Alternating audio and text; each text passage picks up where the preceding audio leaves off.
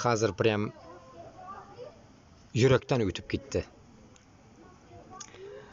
Телеканал «Дождь», вот этот в интернете, да, ведь? И там одна мамаша говорит: не убивайте наших детей. Мы их ждем, или что-то такое она сказала. Мына башкорт белән татарга айтам. Чтобы не убивать ваших детей украинцам, их не нужно отправлять. Сезгә жәл түгелмени үзегезне, балаларыгызны, үзегезне, ирегезне, атагызны җибәрергә шунда сугышка. Башкорт белән татарга айтам мин.